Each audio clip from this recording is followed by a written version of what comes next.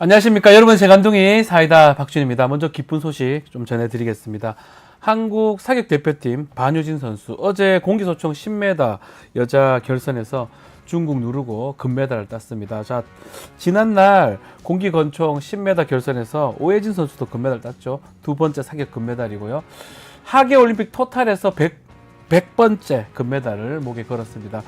자, 지금 금 5개, 은 3개, 동 하나로 종합 5위를 달리고 있고요. 자, 앞으로도 우리 선수 세계 무대에서 아마 갈고 닦은 기량 마음껏 뽐내기를 저희 뉴스 인사이다 응원하도록 하겠습니다. 자, 오늘도 여러분의 출근길 신나고 유익한 소식으로 전해드리고 하는데요. 생방송 중에 댓글 많이 부탁드리고요. 박지훈의 뉴스 인사이다 지금 바로 시작하겠습니다.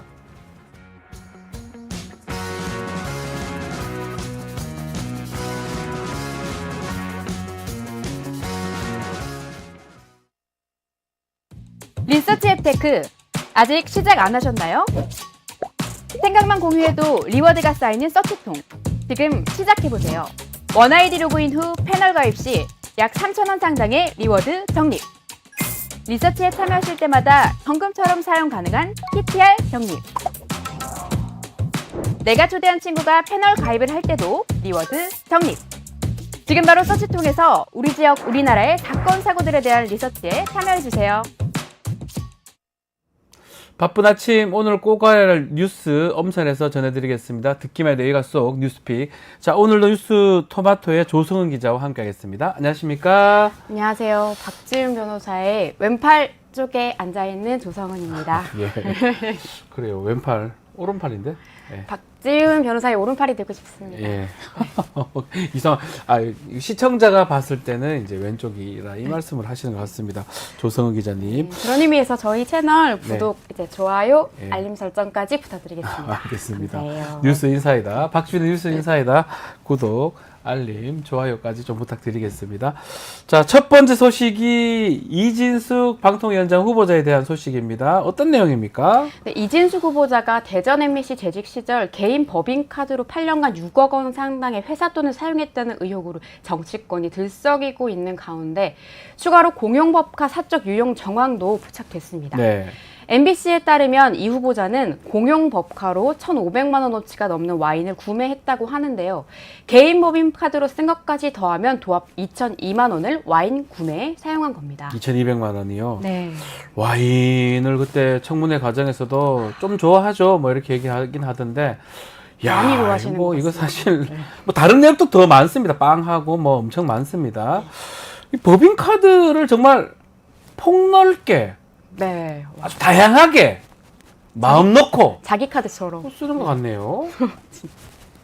대단한 것 같습니다. 네, 여기서 끝이 아닙니다. 네. 업무용 차로 대학원에 다닌 정황도 나왔는데요. 안 되지 않나요? 그렇죠. 원칙적으로는 그런데 일단 MBC는 네. 이진숙 후보자가 사장으로 있을 때 서강대 대학원 두 곳의 석사 과정을 밟았는데 네. 이 후보자가 수행기사가 이제 서강대 주차 요금을 결제한 당일에도 서강대 주변에서 여러 차례 법인 카드를 사용했다고 보도했습니다. 네. 한편 이진숙 후보자는 공용카드로 사는 와인도 업무용이고 대학원 수업이 있는 날에는 학교 근처에서 업무 일정을 잡았다고 해명한 상태입니다. 자, 일단 글쎄요, 뭐 한두 번이 모르겠지만 여러 번 만약에 공용차로 대학원 수업을 갔다, 이 문제가 되는 거고요. 와인이 무슨 업무로 술 먹습니까? 술 삽니까? 뭐 이해가 좀 안 되는데 어쨌든 간에 국회 가방위가 자, 이진수 후보자에 대한 인사청문 보고서 당연히 채택할 수가 없겠죠. 일단 보류하고 8월 2일에 다시 국회로 부르기로 했다면서요. 네, 어제 이진숙 방통위원장 후보자에 대한 국회 인사청문 보고서 채택이 여야 간 이견으로 보류됐습니다. 원래 어제까지 보고서를 정부에 냈어야 하는데 야당 의원들의 반대로 기한 내에 할 수 없게 됐고 결국 채택이 무산되게 된 건데요. 이번에 채택하지 못하고 다음 달 2일에 다시 이진숙 후보자를 부르는 것으로 일단은 정리가 됐습니다. 네. 여야 청문위원들은 과방위 전체 회의에서 이진숙 후보자의 인사청문회와 대전 MBC 현장 검증을 두고 또 상반된 평가를 했고 청문 보고서 채택 여부를 놓고도 각각 찬반으로 의견이 갈렸는데요. 여당은 청문 보고서에 적격, 부적격에 대한 의견과 사유를 적어서 임명권자인 윤석열 대통령에게 제출하자고 했고, 야당은 이 후보자의 MBC 보도본부장 당시 노동조합 탄압 의혹과 또 대전 MBC 사장 재임 시기 법인카드 유용 의혹들에 대한 또 역사관에 심각한 흠결이 있어서 청문 보고서조차 채택하지 말아야 한다면서 팽팽하게 맞섰습니다. 네. 최영두 의원, 그러니까 국민의힘 의원은 지난 3일간의 체력 테스트에 이어 청문회가 3일간 진행됐는데 이제 그걸 체력 테스트라고 표현했습니다. 네, 이제는 얼마나 공직 후보자에게 험한 험담과 인신 공격을 할 수 있는지 보여주는 경영장 같다고 했고요. 네. 이윤기 민주당 의원은 MBC 보도본부장 시절 세월호 참사 전원 구조 오보의 최고 책임자인 데다 참사 관련 왜곡 보도를 일삼은 이진숙 후보가 방통위원장을 맡는 것은 세계적인 웃음거리가 될 일이라고 하면서 특히 법인카드 유용 혐의는 수사를 받아야 할 사안이라고 강조했습니다. 네. 같은 당 소속 최민희 과방위원장도 청문회 과정에서 자신이 이 후보자에게 이 뇌구조가 이상하다. 그런 얘기를 했죠. 네, 이진수 라고 후보자 뇌구조가 이상하다. 말한 예. 그것과 관련해서 나는 어떠한 비난과 예상되는 탄압에도 불구하고 이 후보자의 뇌구조가 이상하다는 내 판단과 발언을 유지하겠다고 분명히 했습니다. 네. 참고로 앞서서 최민희 위원장은 청문회에서 일본군 위안부가 강제적이라는 데 대답도 못하는 이진숙 후보의 역사의식이 국민 상식과 다르다는 취지로 네. 이진숙 후보의 뇌구조가 이상하다고 했는데요. 이 발언에 대해서 이 후보자와 또 여당이 지속적으로 문제를 삼았지만 최민희 위원장은 대한민국 국민 누구나 일본인 위안부 강제 그리고 일본인 위안부 만행에 대해서 강제적이고 잔인한 반인륜적 범죄라고 얘기할 거다. 당연하죠. 예. 저는 위안부에 대해 강제적이라는 정도의 대답도 못하는 방통위원장 후보자 그리고 일본 자위대의 한반도 진출을 반대한다고 말하지 못하는 후보자 일본이 평화헌법을 폐기하고 전쟁 국가로 나아가는 것에 반대하지 못하는 후보자 일본이 한국의 자유주의 동맹국이라고 SNS에 쓰는 후보자가 방통위원장이 되는 걸 막고 싶다고 하면서 해당 발언 철회 의사가 없음을 못 박았습니다. 이 삐뚤어진 역사의식 관련해서는 우리 방송의 마지막 코너인 시사 역발상에서 예. 역사학자 백희성 선생님이 오셔서 얘기 들려주실 테니까 딴 데 가지 마시고 채널 고정해주세요. 맞습니다. 뭐 역사 의식이 중요하죠. 그리고 기본적으로 역사 의식 얘기를 못 한다. 이것도 사실은 알기 좀 어려운데 일부 표현이 조금 그럴 수 있지만 뭐 최 위원장님 말씀에 공감되는 분들이 더 많을 것 같습니다. 자, 계속적으로 지켜보기로 하고요. 방통위원장 후보. 자, 민생 이슈도 좀 살펴보겠습니다. 자, 티몬 위메프 사태로 지금 많은 분들이 좀 어려워하고 있는데 상황이 좀 더 나빠진 것 같습니다. 네, 대규모 환불 대란을 일으킨 네. 티몬과 위메프가 결국 어제 법원에 기업 회생 절차를 신청했습니다. 이들 업체는 신청 이후로 계속된 언론 보도로 거래가 끊기고 판매자들이 빠르게 이탈하면서 현금 흐름이 급격히 악화돼서 판매자와 소비자 피해를 최소화하려고 한다는 이유를 들었는데요. 애청자분들의 이해를 돕기 위해 사건 개요 간략히 설명드리겠습니다. 좋습니다. 잘 모르시는 분도 많아서요. 네, 이 환불 대란은 올해 상반기에 위메프가 셀러에게 판매 대금 정산을 지연하면서 시작됐고요. 이후 티몬 셀러 정산건까지 번지게 되면서 수면 위로 드러났습니다. 전자지급 결제 대행사, 이른바 피지사들은 지난 23일 티몬 위메프와의 거래를 일시 중단했고 이어서 하나투어, 모두투어 같은 주요 여행사들도 티몬 위메프 플랫폼에서 철수를 했는데 네. 이렇게 주요 판매자들이 대거 철수를 하자 소비자들은 구매한 상품을 환불 처리해달라면서 티몬 신사업과 위메프 본사를 점거하기도 했습니다. 네. 정부는 티몬과 위메프에 이제 입점해 있던 소상공인 등에게 5,600억 규모의 긴급 지원금을 투입하기로 했습니다. 자, 지금 이렇게 회생 신청까지 했다고 하면 자체적으로는 이제는 재정 상황 회복할 수 없다라고 선언한 것으로 봐야 되는데 자, 피해 규모가 궁금합니다. 얼마 정도 되는 겁니까? 티몬과 위메프에서 활동하던 소상공인에게 미지급된 판매 대금은 지난 5월 기준으로 2,100억 정도로 2,100억 정도? 네, 예. 추산됩니다. 아하. 이것도 사실은 지난 5월까지 미정산된 금액이고 네. 이후 뭐 5월, 6월 거래분까지 합치면 미지급액은 최대 1조 원에 이를 수도 있다는 전망이 나오고 있습니다. 1조가 넘을 수도 있다. 이 말씀인데 자, 회생 결정되더라도 지금 채권이 동결돼서 당분간 판매 대금도 받을 수도 없습니다. 회생이 되면 딱 중지가 됩니다. 그래서 지금 소상공인 자영업자들이 많이 어려울 것 같은데요. 맞습니다. 예. 소상공인 단체는 그래서 기자회견을 열어서 입점업체들이 줄 도산의 위기에 모였다, 파산 위기에 모였다면서 정부의 강력한 지원책을 호소하고 나섰고요. 환불에 실패한 소비자들은 티몬 위메프의 모회사인 큐텐의 구영배 대표를 사기와 횡령 배임 등의 혐의로 경찰에 고발하고 또 손해배상을 청구했고 법무부는 구 대표에게 출국 금지 조치를 내렸습니다. 네. 검찰은 서울중앙지검 반부패 수사 일부를 중심으로 전담 수사팀을 꾸려서 수사의 속도를 낼 것으로 보입니다. 네. 구영배 큐텐 대표와 류하윤 위메프 대표 그리고 류광진 티몬 대표 등 이번 환불대란 관련자들은 이제 내일 열리는 국회 정무위원회 긴급 현안 질의 전체 회의에 이미 출석할 계획인데요. 네. 안 그래도 불경기에 살기 팍팍한데 티몬 위메프한테까지 먹튀를 당할지 누가 상상이나 했겠습니까? 그러니까요. 네. 소비자들도 뭐 지금 힘듭니다. 소비자들의 출혈을 좀 최소화하는 방안으로 제발 잘 좀 해결됐으면 좋겠습니다.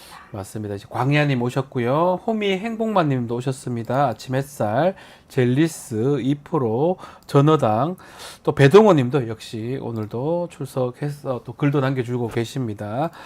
자, 이진숙 방통위원장 얘기가 좀 많습니다. 끝까지 좀 추적해서 필요하면 처벌하자라는 말씀도 있고요. KT24님, 큐텐 거기 모회사기 때문에 책임 좀 물어야 된다. 정부 뭐 하냐라고 얘기하고, 치킨님은 나라가 더 엉망 아니냐 이렇게 얘기도 주고 있습니다. 배동호님이 도대체 대형 기업들 부도 나면 왜 소시민만 당하게 되는지 정말 모르겠다. 이거 고쳐야 되는 거 아니냐라고 따끔하게 일침을 주셨네요. 자, 뭐 KT24님 정말 매일 뉴스 듣기 힘들다. 그렇지만 뉴스 인사이다 많이 좀 봐주시길 바라고요. 마지막으로 어제 나온 또 김건희 여사 관련 이슈도 한번 짚어보도록 하겠습니다. 자, 이원석 검찰총장이 김건희 여사에 대한 소환, 사과 지시한 적 없다. 이런 입장을 밝혔어요. 네, 이원석 검찰총장이 어제 입장문을 통해서 네. 김건희 여사를 공개 소환하거나 의혹과 관련해 사과를 받도록 서울중앙지검 수사팀에 지시한 사실이 없다며 관련 의혹 제기에 유감을 표했습니다. 입장문을 보면 검찰총장은 김 여사에 대해 규정에 따라서 비공개 검찰 소환을 지시했고 사과를 받도록 지시한 사실이 없으며 오히려 검찰이 다룰 문제가 아니므로 관여하지 않도록 지시했다고 밝힌 사실을 알 수가 있는데요. 네. 이어서 일부 정치권의 그 밖의 주장은 모두 일고의 가치도 없는 명백한 허위고 검찰총장에 대해 근거 없는 허위 사실을 유포하고 비방해서 사법을 정쟁으로 몰아넣고 있는 점에 깊은 유감을 표한다고 덧붙였습니다. 네. 한편 이종배 국민의힘 서울시 의원은 같은 날 김 여사의 공개 소환과 사과를 지시한 것이 사실이라면 직권남용 권리행사 방해죄라고 주장하면서 이원석 총장을 서울중앙지검에 고발했습니다. 지금 대검하고 중앙지검하고 지금 싸우는 모양새고, 자, 이 지금 김건희 여사 소환 조사인지 뭐 자진 조사인지 검찰이 가서 하는 조사인지 모르겠지만 그거 관련해서도 지금 대검총장하고 서울중앙지검장 또 검사들하고 다툼이 있고, 이 상황에서 이원석 총장은 과연 뭘 하고 있는지 뭐 국민들이 좀 비판하고 얘기를 하고 있는 상황인데요. 아, 김건희 여사가 그 이종호 대표, 유명한 이종호 대표 오빠라고 불렀다. 오빠겠죠? 뭐 동생은 아니겠죠? 이 얘기는 뭡니까? 오빠라고 네. 불렀다고요? 종오빠. 네. 이종호 오빠? 네. 장경태 최고위원이 네. 어제 동아일보와의 전화 인터뷰에서 이종호 전 블랙펄 인버스트먼트 대표 측 관계자로부터 김건희 여사가 이 전 대표와 통화할 때 오빠라고 하는 걸 들었다는 제보를 입수했다고 밝혔습니다. 오빠 이랬단 말이에요? 네. 와. 네, 그러면서 이종호 대표와 김건희 여사의 관계를 생각해 봤을 때 임성근 사단장 구명 로비는 충분히 일어날 수밖에 없었다고 강조했는데요. 이어 박정훈 대령의 변호인이죠. 네, 김기현 김기현 변호사가 자신과 공모해서 이 전 대표와의 단체 대화방 내용을 폭로했다는 권성동 국민의힘 의원의 주장에 대해서는 지금까지 제기한 모든 의혹은 이 전 대표 측 관계자로부터 제보받은 것이라고 하면서 네. 이 전 대표 측 제보자를 국회 상임위의 증인으로 소환하는 방법도 검토 중이라고 말했습니다. 아하. 대통령실 관계자는 말도 안 되는 주장이다. 장 최고위원은 거짓말 제조기라고 비판했습니다. 장경태 최고위원이 뭔가 김건희 여사 관련된 얘기들이 많다 보니까 거짓말 제조기다 이렇게 비판한 것 같은데, 글쎄 한번 보죠. 오빠. 이게 오빠라고 뭐 그래 오빠지 동생은 아니니까 오빠라고 할 수가 있는데, 예를 들어서 대통령이 부인인 상황에서 오빠 뭐 이랬다면 이제 그거는 사실은 좀 글쎄 문제가 될 수가 있고. 사적 친분이 좀 있는 관계에서 나 아, 오빠라고 오빠를 하지 저한테 않나요? 오빠를 합니까? 오빠요? 오빠를 안 하잖아요. 지훈이 오빠 해야 됩니다. 오빠랑 잘 안 하잖아요. 네. 떠나서 아주 중요한 위치에 있는데 오빠란 얘기를 그렇죠, 한다. 그렇죠. 이게 맞다면 뭐 또 아니라면 아닌 또 증거를 대고 또 아니라고 하면 또 확인해 봐야 되겠죠. 맞다면 좀 문제가 되는 상황이 아닌가 보입니다. 자, 라도엔 해주님도 오셨고요. 네, 나동현님까지 네, 글 주셨습니다. 알겠습니다. 자, 오늘 뉴스픽은 여기서 마무리를 하겠습니다. 조성호 기자, 감사합니다. 맞습니다. 자, 저는 잠시 후에 의사당 1번 출구로 돌아올 테니까요. 조금만 기다려 주십시오.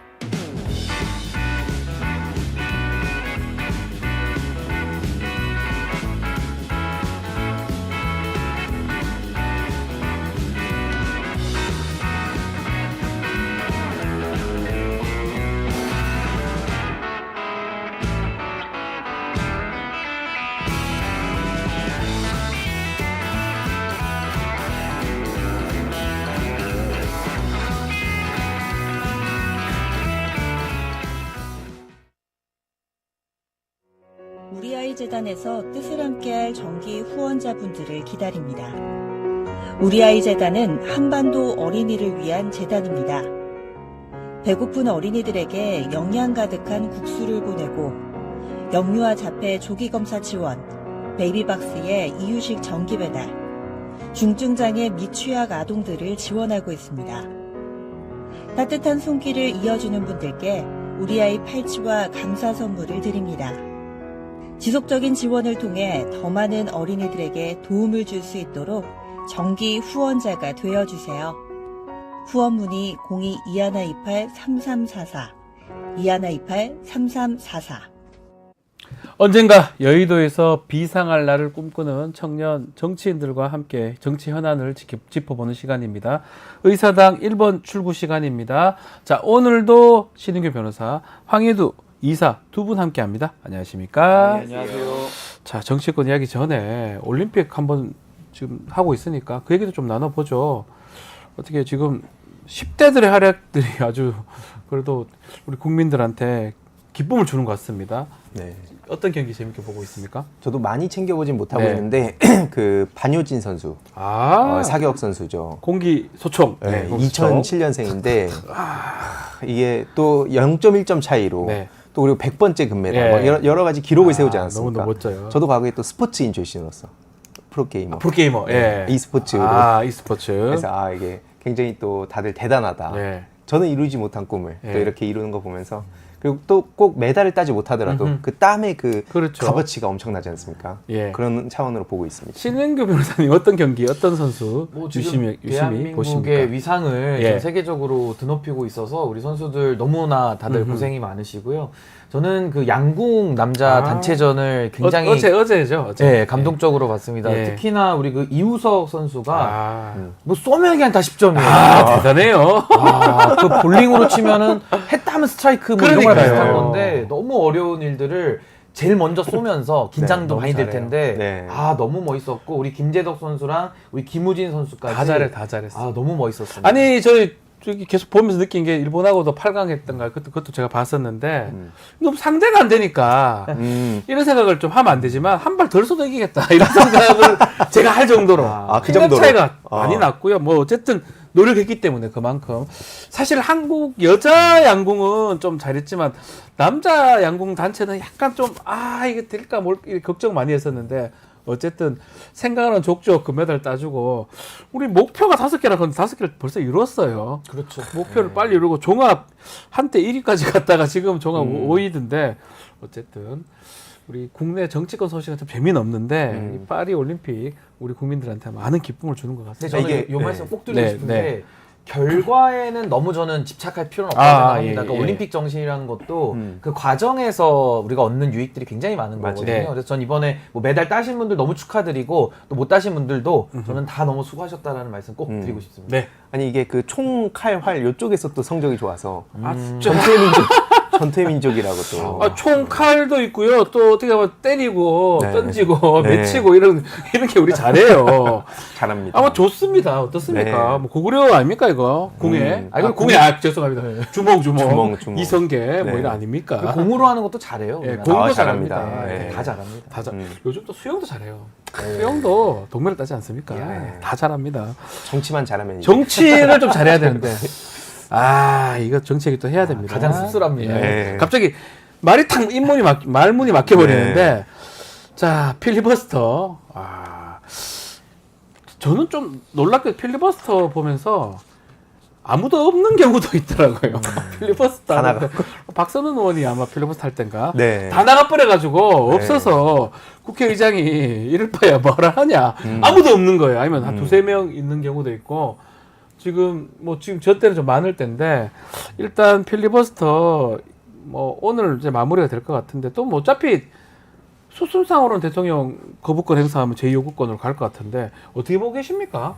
뭐 사실 필리버스터라는 게 뭐 나와가지고 그냥 대충 시간 때우다 가려는 목적이 원래 아니었잖아요. 네. 대표적으로 예전에 김대중 전 대통령께서 아. 워낙 그 내공도 깊으신 분이라 네. 이제 그런 그 왜 우리가 이렇게 반대 목소리를 내는가 요런 차원에서 원래 했었던 건데 취지가 많이 무색해질 만큼 그러니까 애초에 저들이 청문회 과정에서도 보여준 걸 보면 준비가 전혀 안 돼서 공부를 그렇게 잘한다던 유상범 의원도 네. 오히려 망신만 당하지 않았습니까? 그러니까 전혀 준비를 안 한 국힘에서 애초에 필리버스터라는 걸 일단 해야 되니까 했는데 네. 뭐 사실 할 수 있는 얘기 없으니까 나와가지고 이상한 얘기나 하고 그냥 뭐 줄줄 읽고 네. 그러다가 결국에는 다 퇴장해버리는 그런 당연한 수순을 밟았다 생각합니다.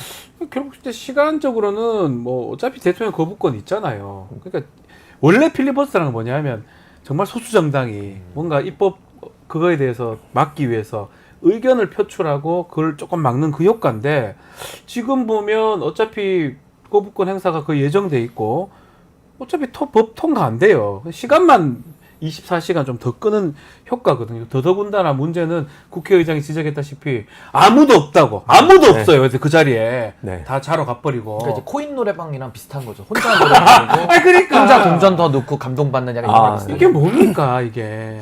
아니 그래서 저는 이 필리버스터라는 제도 자체가 네. 민주주의에서 상당히 중요하게 아, 우리가 그렇죠. 보고 있는 소수자 보호 그리고 뭐 관용 이제 이런 것들까지 포함하는 개념이고 이 여론전을 위한 수단이거든요. 그러니까 네. 법은 통과시키더라도 이런 문제점이 있다라는 거를 좀 알리는 차원의 의미가 있는 건데 지금의 필리버스터 국민의힘이 지금 주장하고 있는 필리버스터는 사실상 의사 진행을 방해하고 지연하기 위한 수단으로 전락해버렸다. 그러니까 내용도 남는 것도 없고 와가지고 뭐 그냥 법조문 읽고 판결문 읽고 그냥 이런 수준이잖아요. 네. 그래서 오늘도 보니까 김용태 의원이 국민의힘에 기록 세웠던 예, 기록을 세웠다고 하는데 뭐 무슨 감동이 있습니까 여기에 대해서 물론 고생은 했겠습니다만은 뭐 윤희숙 의원의 12시간 47분 기록을 깼다.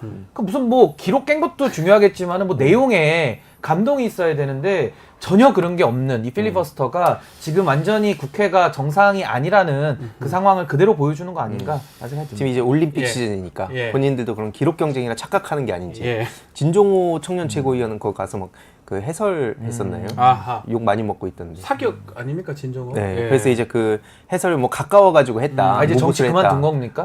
아니, 최고위원이잖아요. 최고위원인데 왜 해설을 한다는 그- 거예요? 그래서 나 무보수로 했는데 왜 또 딴지냐 이러고 있더라고요. 글쎄요, 이해하기 좀 어려운 상황이긴 한데요.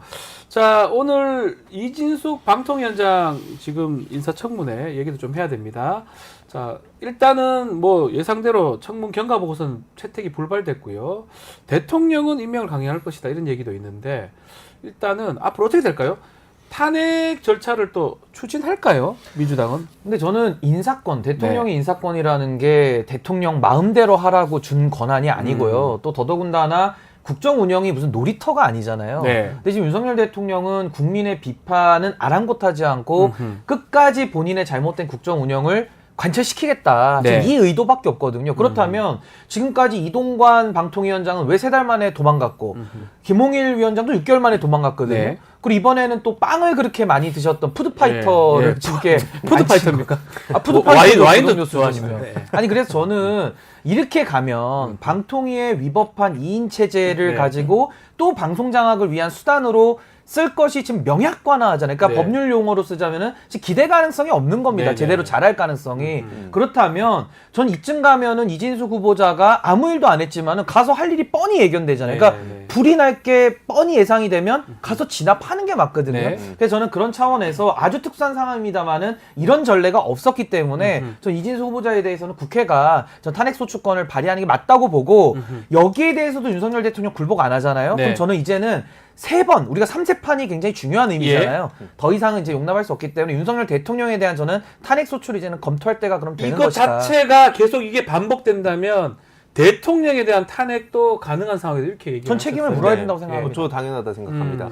특히 지금 저 뭐 강행처리라고 예. 계속 그 국힘 측에서도 반발하고 있는데 지금 앞서 말씀 주셨듯이 방통위 자체도 지금 막장이잖아요. 그래서 의결 정족수를 2명에서 4명으로 늘리고 그다음에 공영방송 지배구조를 개선하겠다. 이게 이제 핵심 아니겠습니까? 근데 그런 거를 그냥 자기네들이 떼쓰기 하면서 막아놓고 이걸 마치 민주당에서 또 입법 독주다 이런 식으로 몰아가는 것 자체에 전 전혀 공감을 할 수 없고요. 네. 특히 저 방통위 아까 뭐 빵 얘기해 주셨지만 빵 문제뿐만 아니라 저는 그 뉴라이트 사상 네. 지금 이게 진짜 끔찍하다 생각합니다. 최근에 또 사도광산 관련해서 네. 일본 기시다라든지 일본 극우 측에서 굉장히 신나하고 있어요. 왜냐면 한국 정부에 윤석열 정부에서 그걸 동의를 해줬기 때문이다. 네. 이렇게 오히려 명분 떡밥만 다 던져주고 있습니다. 근데 그런 뉴라이트 세계관을 가진 그 이진숙이라는 사람이 방통위원장이 되면 방송을 어떤 식으로 그 방통 그 위원장으로서 역할을 해갈지를 너무 뻔히 보여주는 거 아니겠습니까? 네. 그런 의미에서 저는 이 그 말씀하셨듯이 탄핵 수순으로 가고 결국 윤석열 대통령 책임으로 이어질 것이다 생각합니다. 아니 저는요 윤석열 대통령 탄핵도 이제 이진수까지 탄핵을 걸었는데 또 반복되면 전 탄핵을 구체화해야 된다는 주장인데 이게 전혀 이상한 게 아니고요. 네. 과거에 한나라당은 노무현 대통령 경제 무능만 가지고도 탄핵 넣었거든요. 네. 그거 우리가 반문명적이라고는 안 했습니다. 네. 헌법재판소가 결정했고요. 우리 헌법 78조에는 대통령은 헌법과 법률이 정하는 바에 의하여 공무원을 임면한다라고 돼 있어요. 임면. 네. 그럼 헌법과 법률을 계속 어기고 있는데 이걸 오히려 방치하는 게 헌법을 무너뜨리는 일이고 오히려 탄핵 소추를 통해서 대통령의 잘못된 헌법 위에서 군림하는 이 태도를 바로 잡는 것이 저는 전 국민적 헌법 수호에 해당한다. 전 그렇게 생각합니다. 자, 이게 이름에도 불구하고 뭐 국민의힘도 그렇고 계속적으로 대통령 또 집권 여당 편을 뭐 여당이니까 그쪽 편을 드는 것 같은데 두 분 말씀에 따르면 계속적으로 이런 일이 반복되면 이진수 후보자 탄핵은 물론이고 대통령 탄핵소추 발의도 그렇다면 가능한 거 아니냐 이렇게 짚어주는 상황입니다. 자, 또 그리고 최상병 특검법 이것도 지금 뭐 폐기됐죠. 폐기됐는데 한동훈 위원장이 당대표가 되면 제3자 추천 최상병 특검법 하겠다고 얘기했는데 뭐 별 얘기가 없으니까 야당에선 대신 좀 발의해 줄게 우리가 해줄까? 라는 또 얘기까지 나오고 있는데 이건 어떤 말입니까? 그러니까 이게 애초에 네. 다 뭐 예상을 하셨듯이 한동훈 대표가 그 전당대회 과정에서는 마치 본인이 무슨 반윤인 것처럼 언론에서 띄어졌었지만 실상은 사실 전혀 그런 기대감이 없었잖아요. 네. 그래가지고 지금 뭐 최혜병 특검 관련해서도 말장난을 했다가 뭐 이번에 용산에 그 갔다 와서 좀 조인트를 까인 건지 네. 아무튼 전혀 그 본인이 얘기했던 것과는 다른 길을 가고 있어서 그래서 민주당에서도 그리고 야당에서도 이렇게 비판을 하는 거라 보고요. 지금 사실 최혜병 특검 이게 쭉 흘러가던 과정에 네. 어제 그 경찰판 또 박정훈 대령으로 네. 보는 그 백혜룡 경정 그렇죠. 지금 이것도 난리 나지 않았습니까? 이것도 지금 제대로 들여다보면 결국엔 또 여기서 이종호 녹취에 나왔던 네. 그 조경모관 조병로인가요? 네, 조병로 경무관. 그 경모관도 나왔고 그러니까 또 결국 여기서 또 김건희가 나오냐 지금 네. 이런 사태까지 왔기 때문에 이진숙 논란뿐만 아니라 지금 이런 것들이 다 합쳐져 가지고 예. 자연스럽게 그 한동훈 대표가 굉장히 그 곤혹스러운 상황에 처하지 않을까 싶습니다. 특검법이 최상병 특검법이 항상 보면 김건희 여사랑 뭔가 다 연결이 돼 있습니다. 네. 그리고 최상병 특검법 제3자 추천으로 한다고 그렇게 얘기하더만 한동훈 대표 왜 이렇게 침묵하는 거예요? 그러니까 저는 한동훈 대표는 특검을 할 의지가 없고 아. 다만 민주당이 주도하는 특검을 저지하는 대안으로서의 수단으로 주장하는 거기 때문에 전 국민들께서 한동훈 대표가 가지고 있는 의도를 이미 다 읽었다라고 생각하고요. 네. 지금 이게 뭐 대신 발의하겠다 전 이런 주장을 아마 개혁신당이나 이쪽에서 하는 것 같은데 천하람 의원이죠. 저는 그런 식으로 정치를 조롱의 수단으로 안 썼으면 좋겠어요. 괜히 이렇게 하면은 뭐 거부할 수 있어? 라고 이제 정치를 희화화시키는 건데 네. 제3자 특검의 문제점을 저는 여러 차례 지적했거든요. 결국 이 특검이라는 것이 반드시 진실을 규명할 수 있는 힘이 실린 중립적인 독립적인 특검을 만들어야만 우리가 돌아가신 최혜병이나 그 유족들이나 또 대한민국 국민들의 걱정을 덜어드릴 수가 있잖아요. 그러니까 이런 식으로 저는 조롱하는 가벼운 정치는 안 했으면 좋겠고 네. 특검은요. 전 이렇게 봅니다. 야당 추천의 특검은 전 유지해야 된다. 저 이거 기본적 전제 사실이라고 봅니다. 이거 가지고 자꾸 협상하면 안 되고요. 다만 민주당이 다 주도해서 한다라는 비판을 감안해서 네. 전 야당 추천 협의체를 만들어서 했으면 좋겠다. 이런 주장 드리고 있고 하나만 더 아이디어를 공유드리자면은 윤석열 대통령의 전직과 현직 시절을 좀 나눠가지고요. 현직 시절에 대한 것은 전 야당 추천, 이 협의체까지는 양보를 하되 일관되게 좀 밀어붙여야 되고 김건희 여사 주가 조작 사안의 경우에는 전직 대통령이 되기 전에 있었던 일들이기 때문에 여기에 한해서만 저는 분리를 해서 3자 특검을 던져볼 필요는 있겠다. 그러니까 이런 식으로 전략적인 구성은 가능하겠지만은 본질을 뒤흔드는 일은 좀 안 했으면 좋겠다. 네. 좀 그렇게 생각합니다. 좀 국회 가서 그런 얘기 좀 해야 되는데 신인규 변호사는 지금 이제 출구에 얘기. 예 아주 의사당 앞에 출구에 있다 보니까 잘 들어도 하시겠죠. 예, 아주 강하게 뭔가 국회의원처럼 얘기를 하시는 것 같아요. 아, 근데 진짜 저도 공감합니다. 네. 이런 분들이 네. 찐 보수 정치인이고요. 네 맞아요. 이런 다름은 우리가 인정해야 되는 네. 그런 사회로 가야 된다 봅니다. 네 맞습니다. 빨리 가셨으면 좋겠어요. 야당이 해야죠. 그거를 무슨 제3자가 한다? 뭐 납득하기는 어려운데 어쨌든 좀 지켜보기로 하고요. 지금 전당대회 국민의힘 마치면서 많은 의혹들이 이제 제기가 됐었는데 그 중에 민주당이 그 여론조성팀, 댓글팀 이거 관련해서 한동훈 대표를 공수처에 고발 조치를 했습니다.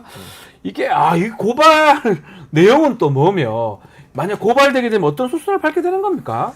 그러니까 뭐 자세한 내용은 네. 뭐 이제 저도 그 기사 나오는 걸 좀 네. 보면서 따라가는 중인데 공직선거법, 네. 그리고 뭐 직권남용, 아하. 그리고 업무방해 이걸로 공수처에 고발했다고 알고 있거든요. 근데 특히 이게 계속 국힘 쪽에서는 민주당에서 또 이걸 막 공작을 하는 것처럼 몰아가고 있지만 네.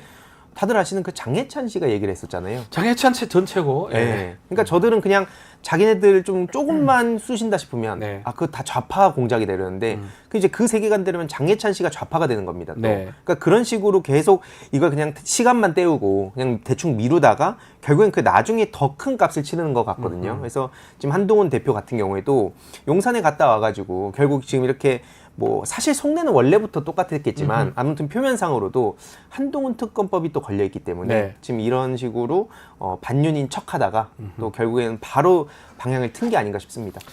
이거 어떻게 봐야 됩니까? 이래 되면 한동훈 대표도 뭐 조사를 받게 되는 겁니까? 어떻게? 근데 예. 법은 만인에게 평등해야 되지 예, 않겠습니까? 예. 지금 김건희 여사 제3자 장소 비공개 소환 가지고도 국민들이 지금 분노가 지금 차오를 지경인데 한동훈 대표도 마찬가지죠. 이 여론 조작이라는 문제가 네. 과거에 윤석열 대통령이 여주지청장 할 때 국정원 댓글 사건 수사하다가 사건이요? 네. 수사외압을 폭로하면서 네. 화제가 됐던 사안이고요. 다 네. 그분들 다 유죄받았습니다. 네. 그다음에 드루킹 사건도 김성태 원내대표가 단식하고 폭행까지 당하면서 얻어낸 그 특검법이 드루킹 특검이고 또 여기도 야당 추천을 했던 특검이에요. 이렇게까지 해서 관련자들 다 처벌을 유죄로 했거든요. 그럼 한동훈 장관 시절에 이 일이 있었다 그러면은 공무원 신분을 가지고 댓글팀을 운영했다? 네. 이게 있을 수 없는 일입니다. 뭐 자꾸 지금 자발적 댓글 갖고 이러는데 누가 자발적 댓글 갖고 뭐라 그럽니까? 댓글팀을 가지고 의도적으로 이런 여론 조작에 간섭했다 내지는 보고를 장해찬 전 받았다. 최고 말이 그 말인 거잖아요. 그러니까 그 말이 진실인지 여부를 규명해보자라는 그렇죠. 주장을 하는 거고요. 그렇다면 업무방해 그리고 공직선거법 위반, 국가공무원법 위반은 당연히 따라 들어오는 것이고 그 자금도 있을 거 아닙니까? 그러면 네. 개인 돈으로 했으면 정치자금법 위반, 그 다음에 나라 돈 갖고 했으면 국고손실, 그리고 직권남용죄도 공무원 신분이면 따라붙는 그렇죠. 네. 거거든요. 그러니까 이런 중차대한 범죄에 대해서 지금 검찰이 이원석 총장이 수사할 기미가 없기 때문에 여기에 대해 가지고는 일단 수사 촉구를 하고 안 한다고 하면 이것도 부득이하게 또 특검을 갈 수밖에 없는 거 아니냐라는 생각이 듭니다. 지금 뭐 양문석 의원이 분석한 것 따르면 여러 개의 글들이 반복해서 오탈자까지 반복해서 네. 그걸 찾아냈더라고요. 보면 대부분 한동훈 팀들은 김건희 여사도 막 비판하고 막 네. 욕설 비슷하게 별칭을 멸칭이라 그러죠. 네. 윤석열 대통령도 우리가 안 좋게 말하는 걸 계속 하는 거 봤을 때는 딱 한동훈만 딱 원하는 팀 같아요. 네. 뭐 원희룡 대표도 막 욕하고 했던 걸 봤을 때 제가 욕을 좀 떠올라서 조금 얘기를 하기는 좀 할 수는 없는 상황인데 결국은 보면 만약에 돈을 주고 이제 운영했으면 지금 신인규 변호사님 말씀하신 것처럼 큰 문제가 될 걸로 지금 보이는데. 네. 왜냐면은 이게 막 오탈자까지는 다 똑같았잖아요. 그러니까요. 말이 안 되잖아요. 이게 어떻게 그게 자발적인 바뀔 댓글입니까? 수가 있습니까? 심지어 그게 그냥 거기 나온 댓글이 막 용산 돼지라고. 아니 그 제가 일부러 안 했다 안 했다 또 아니, 해버리시니까. 거기 이제 갑자기 또 혹시 그냥 비판으로 생각할 수 있으니까. 네. 예, 저도 이게 오해를 하실 수 있잖아요. 그냥 비판을 할 수 있지 이렇게 할 수 있는데 그게 아니라 그 정도 이거는 다른 당이지만 이런 식으로 가가지고 계속 그렇게 조롱하면 안 됩니다. 안 된다. 예. 그래서 그게 뭡니까 용산 뭔가 돼지가? 댓글팀이나 안 해요. 자꾸 하세요. 그러면 안 된다고. 예. 일부러 하시는 것 같은데. 아니. 아니 그러니까 저는 요거 실수라는 것도 너무 좀 가당치도 않은 참 그 해명인 게 네. 그러면은 한동훈 후보 관련돼서 쓴 오탈자도 이게 다 똑같은 건데 이것도 다 우연의 일치고 실수고 그다음에 재의결할 때도 그 가부를 헷갈린 것도 실수고 그다음 김건희 여사도 행정관한테 지시했는데 돌려주는 것도 까먹어서 실수고 뭐 맨날 실수만 하는 거면은 그 정도면 실력 아닙니까? 예. 근데 저는 이제 실수라는 거 뭐 허풍이라는 거 예. 좀 이런 식의 해명도 아주 국민을 우습게 보는 처사다. 저 굉장히 불쾌합니다. 네. 자, 국민의힘 전당대회에서는 이거 말고도 여러 폭로들이 있었어요. 나경원 후보에 대한 그 공소 취소 청탁 부분 그리고 뭐 이것도 사실은 지금 청탁금지법이나 공무집행방해로 지금 서울경찰청 수사 의뢰를 했다고 하는데 결국은 이 전당대회 이후에 이게 우리 계속 그런 얘기했지만 뭔가 분당된다, 자폭한다 뭐 이런 얘기가 나왔었는데 그런 것 같아요. 아니 그래서 저는 공익적 차원에서 네. 더 많은 범죄가 세상에 드러나야 되기 때문에 전 결선을 좀 가기를 네. 진심으로 제가 원희룡 후보를 아주 임시로 제가 응원을 임시로 했었는데 응원했었는데 임시 지지를 했었는데 예. 참 안타깝게 됐고 근데 저는 이런 거예요. 지금 뭐 한동훈 대표가 당대표가 돼도 앞에 지금 첩첩산중 아닙니까? 산 넘으면 또 이제 계곡이 나오고 늪이 나오고 막 이래요. 그래서 네. 저는 그거를 뚫어낼 만한 체력이나 능력, 지략 이런 게 한동훈 대표는 없기 때문에 참 죄송하지만 없기 때문에 앞으로도 뭐 매번 갈등이 계속 예정돼 있고 그 갈등 국면 속에서 한동훈 대표는 밀려날 수밖에 없는 그런 상황이라고 저는 보여지거든요. 근데 저는 앞으로도 이 지금 분당대회, 이 폭로대회라고 하는 예. 이 전당대회의 깊은 후유증이 전 계속 오래 지속될 수밖에 없다. 그리고 결국에는 국민의힘이 그 후과를 아주 단단히 치를 것이다. 저 그렇게 생각합니다. 알겠습니다. 자, 민주당 얘기를 좀 넘어가겠습니다. 민주당 전당대회 8월 이제 18일이니까 20일 채 안 남은 상황인데 지금 충남까지 9곳 경선이 진행됐고요. 지금 9곳 지역 누적 투표율은 90%대입니다. 이재명 대표 후보가 독주를 이어가는 상황인데 이런저런 뭐 평가도 있는 것 같습니다. 현재 상황 향후 민주당에 어떤 득실을 가져올 걸로 보십니까? 황희도 이사님. 일단 뭐 당대표 선거 같은 경우에는 보시는 모든 분들이 공감하실 것 같아요. 네. 이재명 대표가 된다. 다만 이제 김지수 후보랑 김두관 후보가 나온 것도 좀 외연을 확장시키려고 나왔구나라고 처음에 생각을 하셨을 수 있는데 이제 나와가지고 김두관 후보님이 보인 모습이 전 굉장히 실망스러웠고요. 심지어 그 김병주 후보가 네. 발언하는 중에 그냥 퇴장해버리거든요. 그러니까 이게 본인이 이제 다양성에 대한 얘기를 해놓고 정작 본인에 대한 비판이 나오니까 그냥 그 자리에서 퇴장해버리는 모습 이런 것들은 오히려 말과 행동이 일치하지 않는다는 생각이 좀 들었고요. 그거랑 별개로 예를 들어서 뭐 금투세라든지 네. 종부세라든지 이런 거 가지고는 충분히 이재명 대표의 주장과 다른 점 그리고 비판도 할 수 있고 나는 좀 차별화를 두고 싶다. 이런 거에 대해서는 충분히 건전한 논의가 필요하다고 저는 계속 얘기했습니다. 예. 하지만 그게 아니라 무슨 개딸 얘기를 하고 뭐 또 팬덤 정치 이쪽으로 가면은 언론이 어떻게 받았을지 모르는 사람도 아니잖아요. 그럼에도 불구하고 저런 식으로 또 언론에 떡밥을 주는 거 저는 그런 거에 대해서는 매우 부정적이고 이제 최고위원 선거 같은 경우에는 네. 굉장히 좀 지금 흥미로워졌잖아요. 이제 또 국힘당 전대가 또 되게 자폭전대로 끝났고 민주당 내부도 물론 모든 게 뭐 완벽하게 포지티브 경쟁으로 간다고 볼 수는 없습니다만 그래도 이제 그 흘러가는 방향을 보면 이제 1위랑 5위 네. 쪽 여기가 주로 주목을 받는 것 같습니다. 예. 그쪽 이제 그 김민석 누가 후보랑 1등 되냐? 정봉주, 김민석, 정봉주, 김민석 중에. 그쪽이랑 예. 이제 뭐 한준호, 이현주 예. 요쪽 예. 지금 누가 그쪽이 되냐? 예.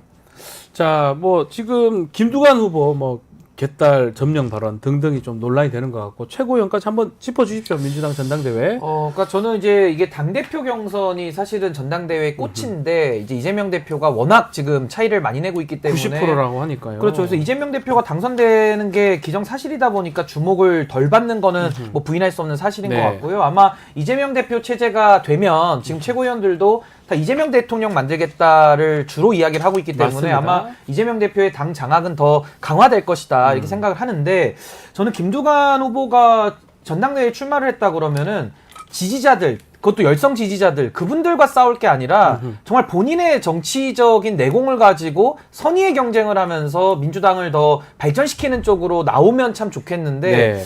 그 열성 지지자들에 대해 가지고 좀 비판적인 의견을 노골적으로 내면서 이건 좀 엉뚱한 부분으로 전선이 좀 확대된 것 같다라는 생각이 들고 이건 김두관 의원뿐만 아니라 다른 다선 의원들도 지금 민주당에서 대표에 도전해야 될 사람들이 다 지금 빼꼼히 눈치만 보면서 숨어버렸거든요. 네, 맞아요. 그러니까 이런 것들이 저는 민주당의 약점이 되지 않을까라는 생각이 들고 최고위원 같은 경우는 지금 1위를 놓고 그러니까 수석 최고위원을 놓고 김민석, 정봉주 이 두 분이 경쟁을 치열하게 하고 있고 지금 이제 마지막으로 최고위원을 탑승하기 위해서 한준호, 오이. 이현주 이 이현주. 두 분의 경쟁이 이제 치열한 건데 저는 뭐 결과가 어떻게 되든지 간에 이재명 대표의 색깔을 더 유지 강화해주는 최고위원들인 거는 부인할 수 없는 사실인 것 같다는 게 하나고 또 하나는 세대 교체가 전혀 이루어지지 않습니다. 네. 그러니까 최고위원들도 김민석 의원 4선에 이현주 의원 3선인데 네. 이분들 다 선수도 높고 정봉주 의원도 정치 오래 하셨잖아요. 정봉주 의원 동기생이 조정식 의원입니다. 아 그렇습니까? 예. 그래서 저는 이렇게 되면 민주당도 이재명 대표 체제까지는 어떻게 굴러는 갈 것 같은데 네.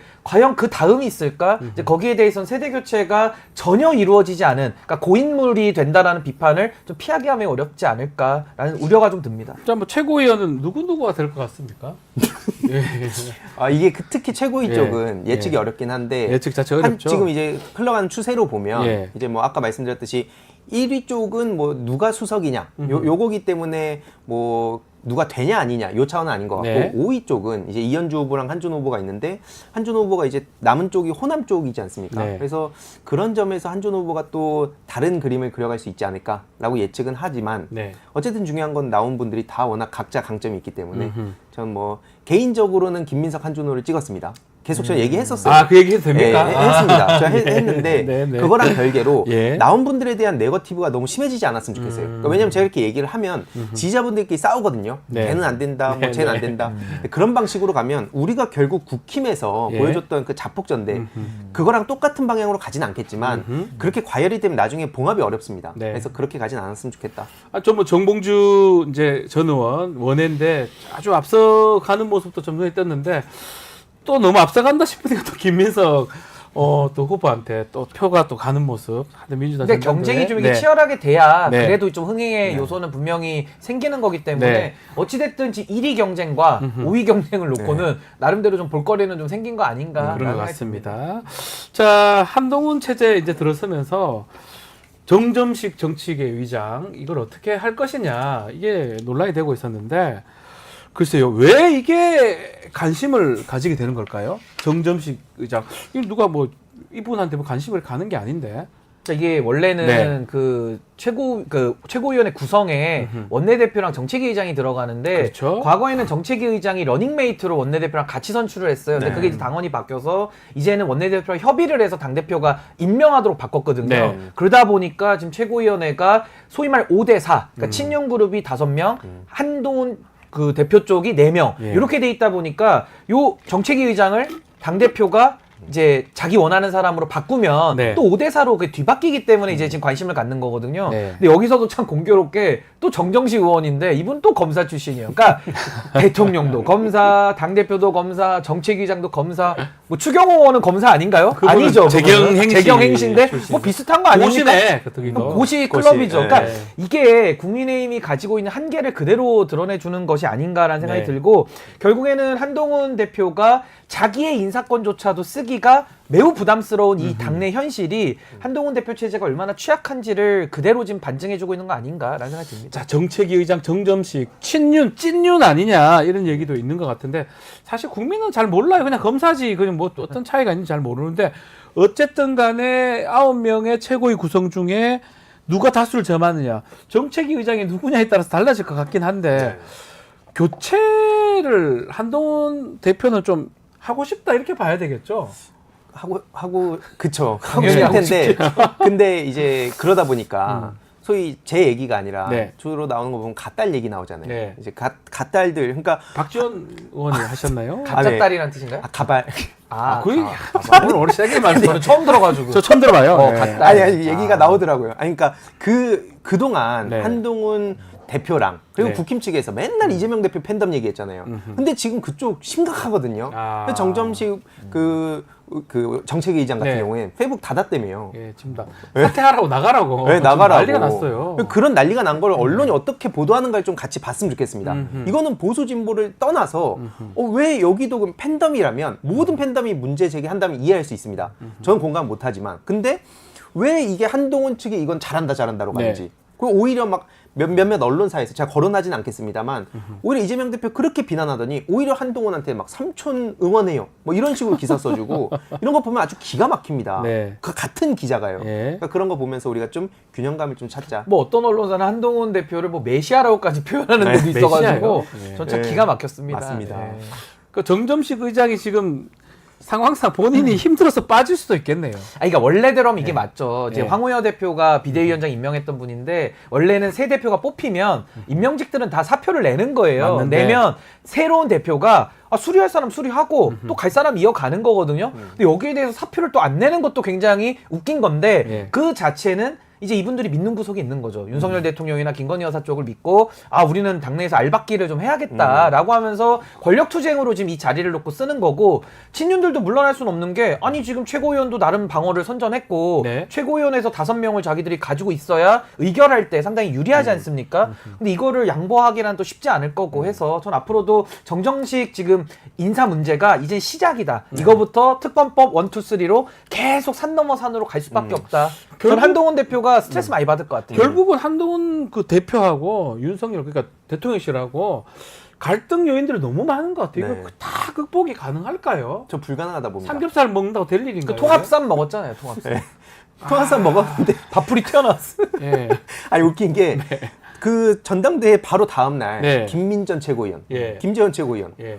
원내대표한테 힘을 실어주지 추경호 않습니까? 원내대표 말이 맞다 이렇게 네. 얘기하잖아요. 바로 다음 날. 예. 그분들이요 다 김은국 스타일입니다. 들이대기의 달인들이에요. 막 들이대는 분들이거든요. 네. 예, 보통 분들이 아니에요. 그리고 이런 상황까지 왔을 때 정점식 정책위의장이 물러나면 네. 그럼 이제 윤석열이 졌다. 요런 식으로 또 기사가 좀 하나둘씩 나오지 않겠습니까? 그게 싫어서라도 못 버틸 참죠, 그건. 것이다. 또 용산에서 못 참죠. 알겠습니다. 좀 국민의힘 상황 전당대회 이후에 정말 잠시 평화가 있었을 뿐인 것 같아요. 앞으로 어떻게 진행될지 좀 지켜보도록 아니 그리고 하겠습니다. 사표도 안 쓰면은 네. 뭐 굳이 내보낼 방법도 딱히 없어요 지금. 그 자르는 뭐 어떻게 할 겁니까? 자르는 방법인데 자르면 또 전면전이 일어나니까 예. 이게 참 맞아요. 어려운 네. 맞아요. 스트레스 많이 받는 일입니다 이게 네. 정말로. 한동훈 대표가 스트레스 받겠네요, 그죠? 많이 받는 이거 굉장히 잠이 안 올 정도로 스트레스 많이 받아요. 또 어디 연락해가지고 좀 이렇게 싸워달라고 하겠죠. 장예찬 씨한테 전화했었듯이. 아. 네. 그래서 이제 막 갓달. 그 법적으로 문제 되잖아요. 네? 자꾸 시키면. 아 근데 그런 거 신경 안 써. 아니 김건희 여사가 또 뭐 문자할 수도 있죠. 전화라든지 57분 동안 또 전화로 교육을 할 수도 있을 것 같아요. 네. 알겠습니다. 자, 오늘 의사당 1번 출구 황희도 이사, 신은규 변호사 두 분과 말씀 나눴습니다. 오늘 말씀 감사합니다. 감사합니다. 감사합니다.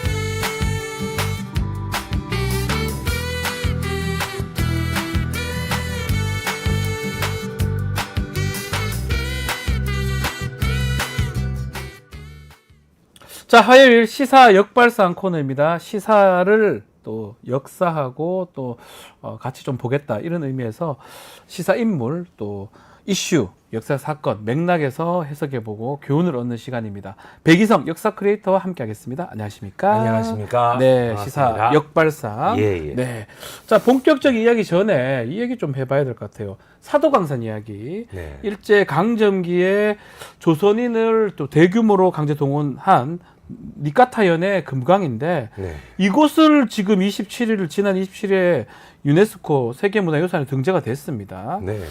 자, 일단은 사도광산 소개를 좀 해주십시오. 사도광산은 일본 니가타현에 있는 네.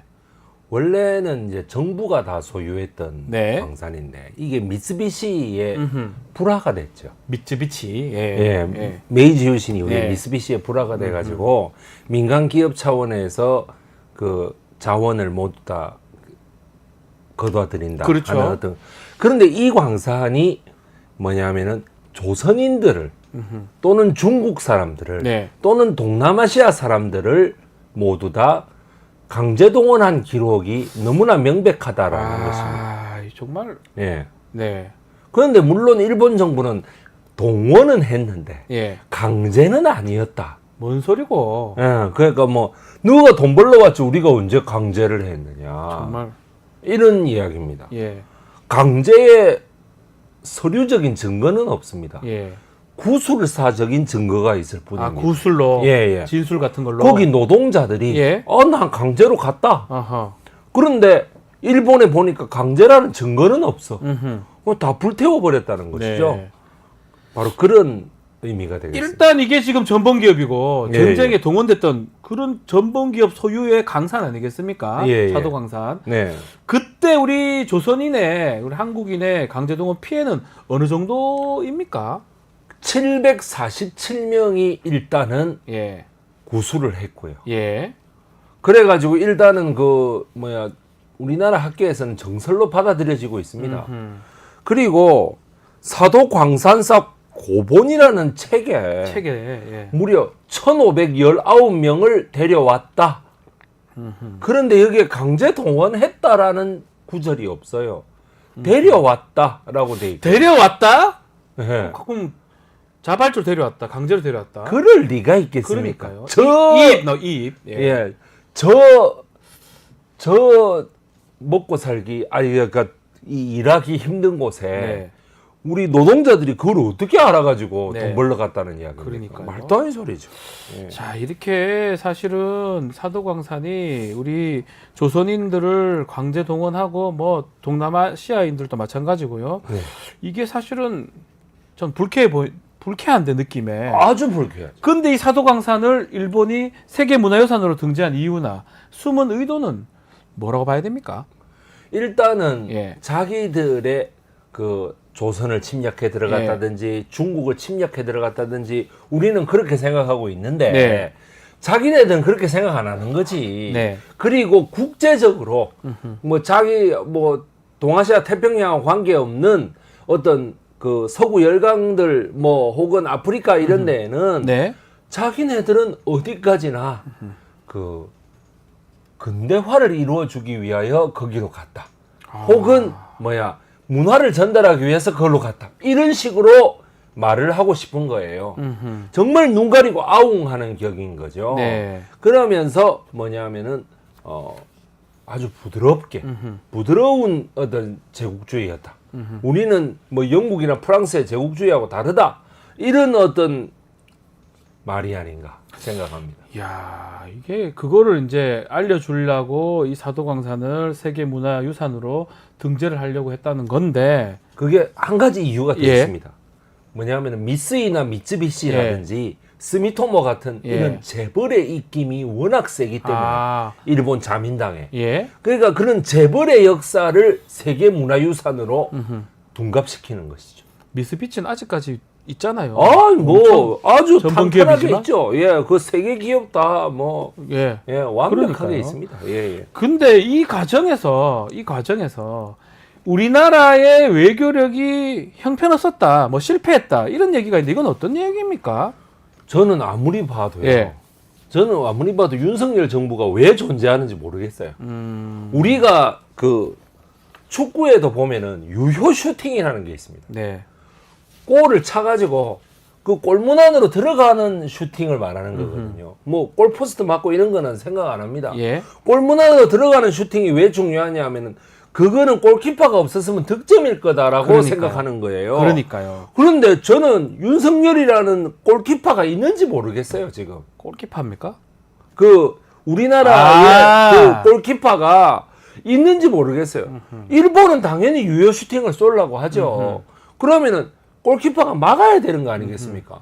저는 골키퍼가 가만히 있었다고 봅니다. 가만히 있었다. 이거. 예. 네. 강제 동원이라고 하는 것을 반드시 무슨 일이 있더라도 집어넣고 그 유네스코 등재 과정에서 그 자료 집안에 딱 들어가게끔 했어야 되는데 강제 동원. 예. 네 글자가 들어가야 그- 되는데. 나중에 한대. 아. 아니 나중에가 어디 있어 나중에가. 나중에라도 안 지키면.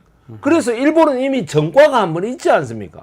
네. 군함도라고 군함도. 하는 네. 그거를 세계문화유산으로 할 때 그때 나중에 할게라고 네. 했는데 안 했지 않습니까? 그러면 우리가 당연히 이렇게 얘기하죠. 야 나중에가 어디 있어? 누구 나중에 한다고 해가지고 안 했잖아. 네. 저번에. 그러니까 요번에 무조건 해라고 했어야 되는데 요번에는 또 나중에 한대. 이렇게 나왔다는 겁니다. 야, 그러니까 그래서 야당이 지금 이렇게 얘기하더라고요. 윤석열 대통령이 일본이 원하는 모든 것을 상납했다. 예. 이렇게 비판을 하고 있고 박근혜 정부도 사실은 세계유산에 대한 역사 왜곡이다. 예전에 이렇게 반발했던 정부도 있었잖아요. 그래서 그때 조선인 강제 노역 인정하는 그 성당 성과가 있었는데 네. 윤석열 정부는 박근혜 정부만도 못한 것 같다는 생각 들기도 하고요. 그 이런 상황에 대해서는 못합니다. 아니 일단은 예. 그 전문가 그룹이 너무 없습니다. 일본에 대해서 예. 예. 박근혜 정부 때나 문재인 정부 때는 서울대학교 일본학 연구소라고 하는 데가 네. 이런 협상 교섭이라든가 이런 거를 거의 전담을 했습니다. 네. 그런데 여기는 전혀 지금 외주로 빠진 거예요.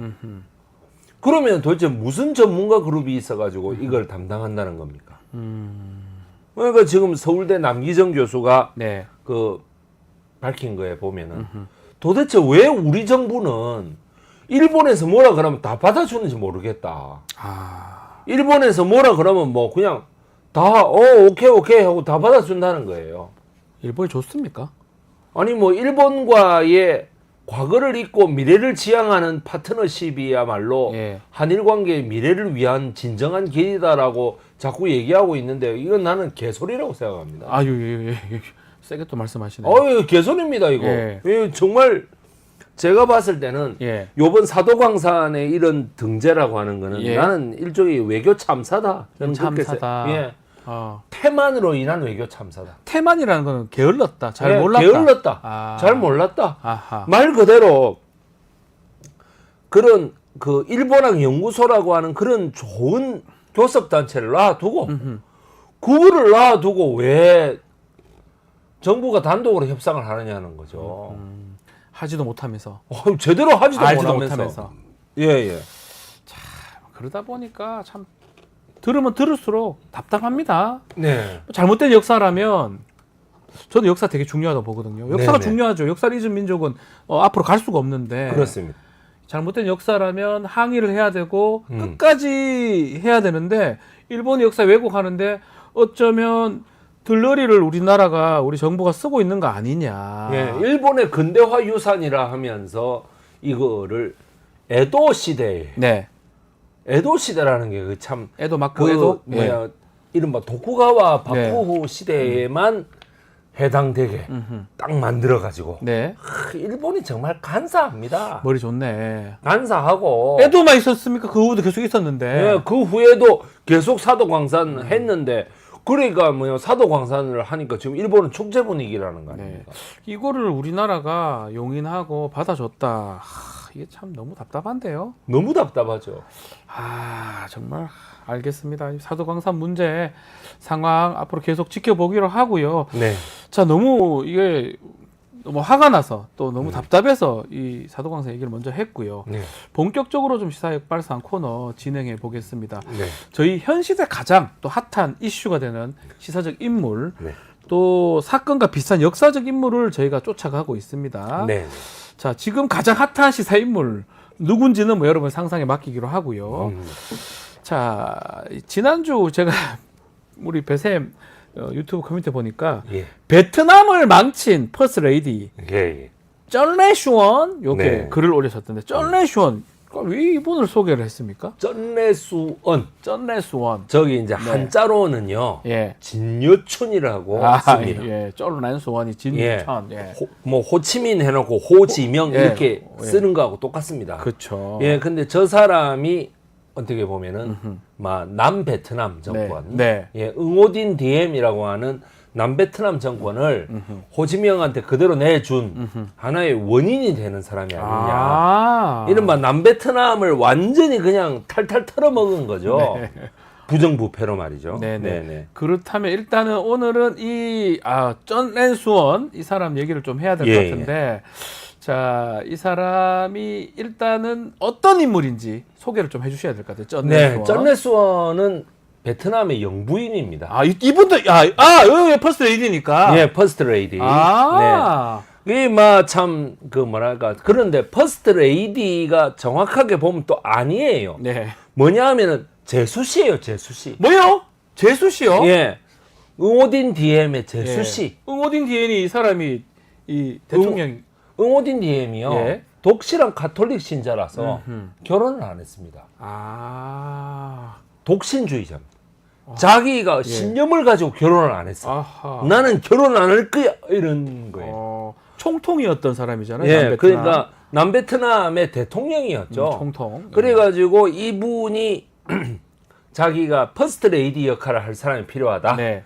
뭐 그 미국의 압력에 의해 가지고 네. 그러면은 내 동생 응오딘 뉴의 아내를 참. 네. 그 퍼스트 레이디로 하겠다. 야, 이런 것도 가능하군요. 예, 뭐 가능하죠. 뭐, 예, 가능하죠. 예. 미국에도 독신 대통령이 다 있으니까요. 그렇죠, 예, 그렇죠. 그래 이제 뭐 그렇게까지 했으면 좋은데 네. 그래가지고 이번에 응오딘 뉴의 네. 부인이니까 이분을 다른 별칭으로 마담 뉴라고 합니다. 마담 뉴. 예, 마담 뉴라고 하는데 이분이 55년도부터 네. 저기 왼쪽에 있는 오. 여자죠. 55년도부터 64년도까지 네. 63년도까지 약 9년 동안 베트남의 퍼스트 레이디였습니다. 야, 오랫동안 퍼스트 레이디 역할을 했네요. 네네, 퍼스트 레이디 역할을 오래 했죠. 예. 자기의 그러니까 이제 사실상의 남편인 응오딘 디엠의 경우에는 네. 호지명도 처음에는 함부로 못할 정도로 아. 막강한 독립투사였습니다. 예. 우리로 치면은 거의 뭐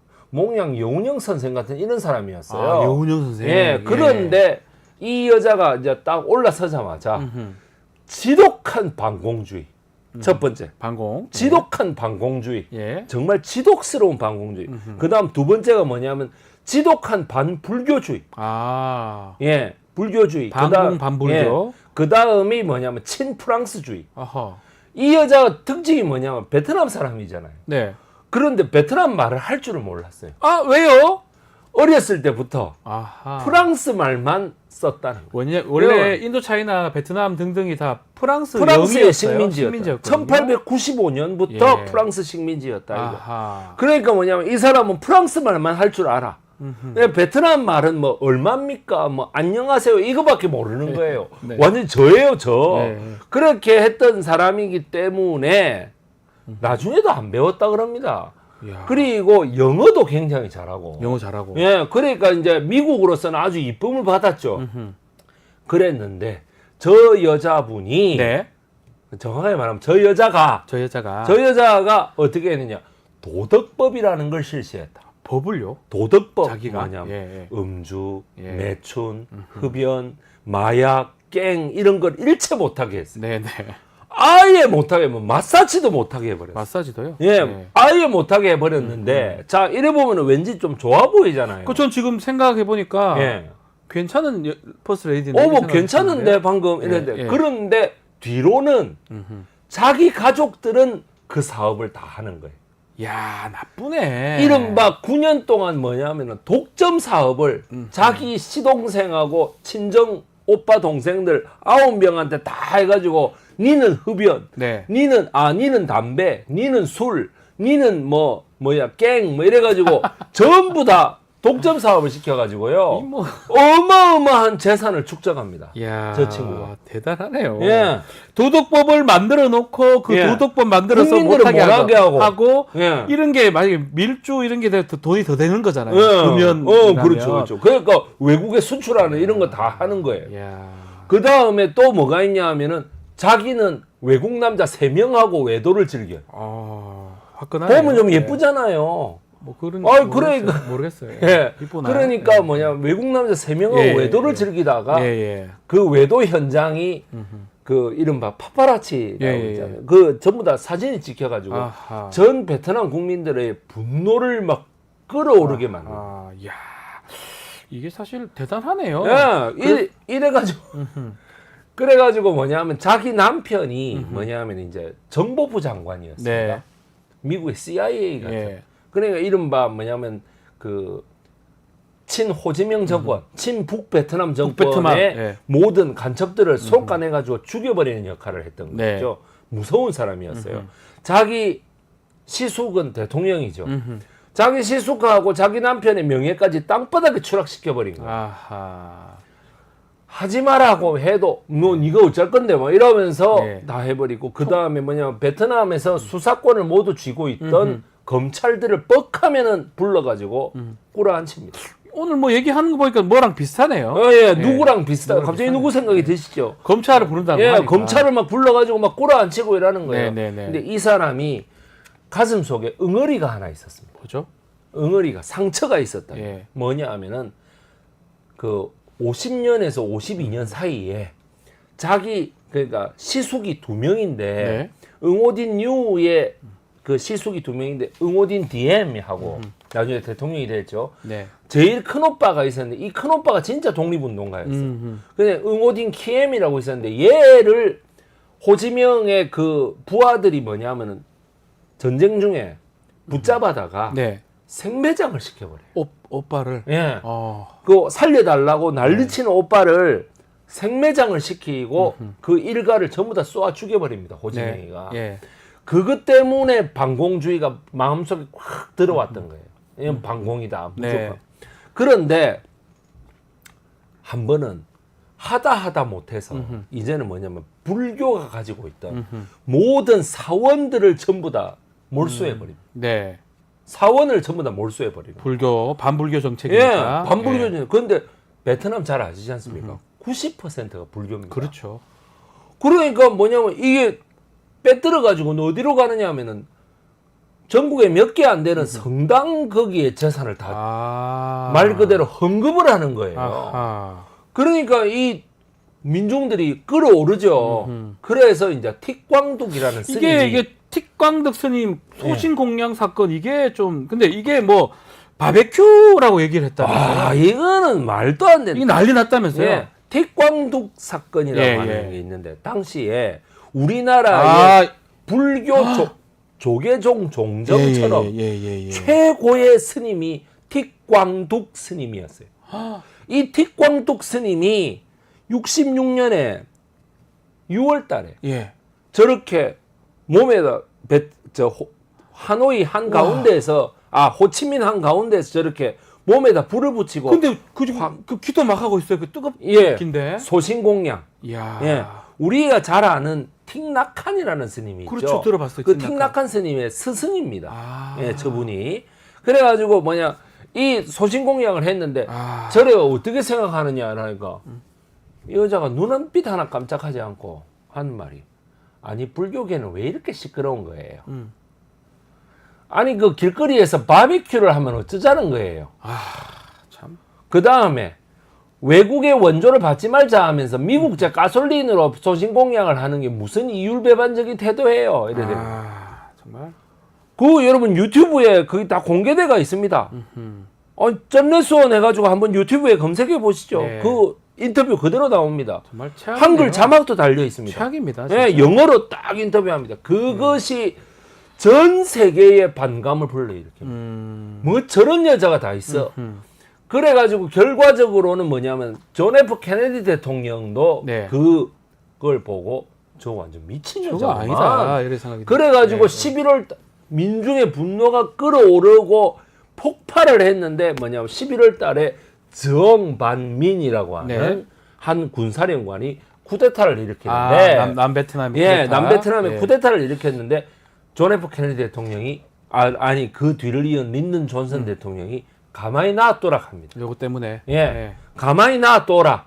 저 쿠데타 군에 의해서 마담 뉴가 처벌받도록 가만히 놔둬라 했는데 마담 뉴는 당시에 외국 순방 중이었다는 말도 있는데 아니고 네.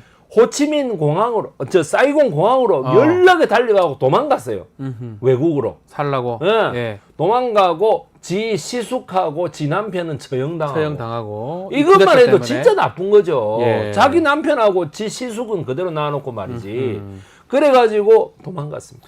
그 지금 얘기를 들어보니까 정말 검찰을 자기 발 밑에 두는 거 예. 이거는 사실은 우리 뭐 얘기하지 않을 수 없는 아니, 뭐 김건희 공식- 여사 예. 황제 소환하고 비슷한 공식 것 같아요. 기록으로는 9년 동안 한 4번 정도의 검찰 소환 조사를 불응하고 예. 그 대통령 궁으로 검찰과 경찰을 불러가지고 예. 무릎 꿇려놓고 뭐 군기를 잡았던. 거의 똑같네요. 비슷하지 않나요? 글쎄요, 무릎을 꿇었는지는 잘 그거는 모르겠습니다. 무릎은 안 꿇었겠죠. 휴대폰 뺏겼잖아요. 야, 진짜 뭐 그런 일단 휴대폰 없었지만. 아니 그런 굴욕이 어디 있습니까? 그게. 아이고, 네 참. 자, 이 쩔렌수원 네. 어떻게 지금 최후를 맞습니까? 자기는 그냥 외국으로 도망갔는데 네. 자기 뭐 남편이나 자기 뭐 그 형부 다 죽었다고 하는데 네. 본인은 어떻게 살아있나? 지금까지 살아있는 건 아니죠? 2011년 네. 2011년 그때에 이탈리아 로마에서 그냥 자연사 했습니다. 그런데 괜찮네요, 그러면. 원래는 예. 이탈리아로 도망을 갔어. 예. 그때 당시 구해지는 표가 이탈리아 표밖에 없어가지고 이탈리아로 도망을 갔는데 그래가 프랑스로 옮겨갔어요. 네. 그래서 프랑스에서 조그마한 월세 아파트에서 지냈습니다. 정부에서 그것밖에 허락을 안 해줘가지고. 아하. 그래가지고 프랑스 마르세유하고 니스를 수시로 오가면서 프랑스하고 아니 이탈리아. 그것도 관광하러 오간 게 아니고 예. 그 시장이 나가라 그래가지고 나갔다가 들어왔다가 나갔다 들어왔다. 그래 결국에는 미국으로 망명을 할까 하다가 미국 정부에서 거절합니다. 네. 망명을. 아하. 안 돼, 니는. 안 된다, 니는. 뭐 사람을 그 바베큐라고 하고 말이야. 말도 안 되는 소리 하지 마라. 그래가지고 뭐야. 미국으로도 2번이나 망명을 시도했습니다만 안 되고. 됐고. 그 다음에 65년도에 그래가지고 나 못 살겠다. 베트남으로 다시 돌아가겠다라고 했는데 정반민에 의해서 영구 귀국 금지.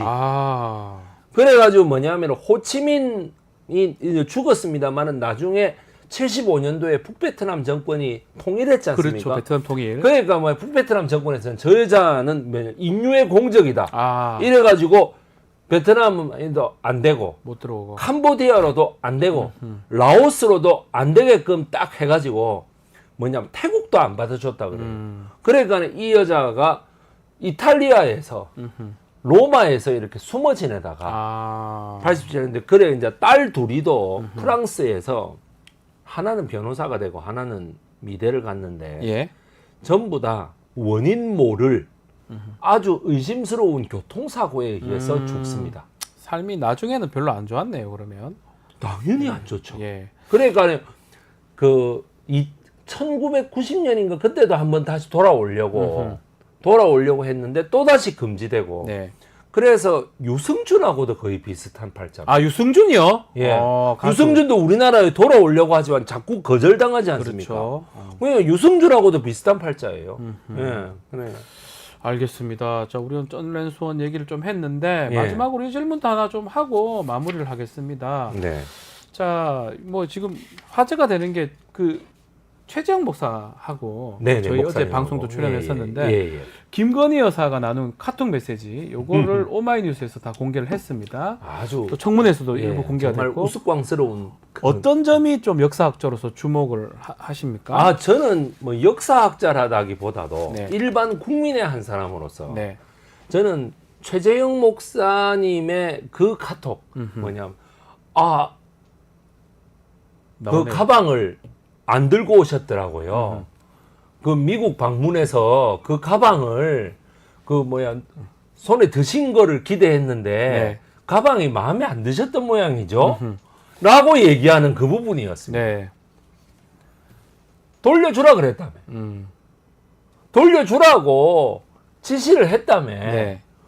그런데 전혀 그 지시가 먹히지 않았다는 반증 아닙니까? 그렇죠. 반대로. 예. 아니 돌려주라 그랬다며. 그래가지고 저는 들고 나오실 거를 기대했는데 오죽 그 기대를 했으면 얼마 안 나오는 곡이 손에 들려있는 가방에 집중을 했겠냐고. 안 그렇습니까? 네. 그러니까 저는 저기 참 어떻게 보면은 이런 사건들이 대통령 권력이 얼마나 갈지는 모르겠지만은 네. 적어도 저는 내년이나 내명년에 역사학자나 사회학자에 의해 가지고 네. 이 김건희 카톡 이런 거는 중요한 사료로 쓰일 것 같습니다. 알겠습니다. 제2의 쩐레수원이다. 네, 쩐레수원. 예. 네. 알겠습니다. 자, 오늘 시사 역발상 마무리를 하겠습니다. 백이성 선생님과 함께 했습니다. 감사합니다. 감사합니다. 네. 자, 내일은 최진봉 교수님 끓는 남자가 준비되어 있고요. 또 김철근 사무총장, 현근택 전 민주연구원 부원장이 이끄는 이슈 화합 코너도 준비되어 있습니다. 채널 고정 부탁드리고요. 자, 이제 마치고 잠시 후에 뉴스 인사 프라임이 진행이 되니까요. 오늘은 서초의 봄이 준비되어 있습니다. 더 재밌고 은밀한 얘기 지금부터입니다. 어디 가지 마시고 지금 가입해서 다양한 혜택도 받아보시기를 바라겠습니다. 잠시 뒤에 뵙겠습니다.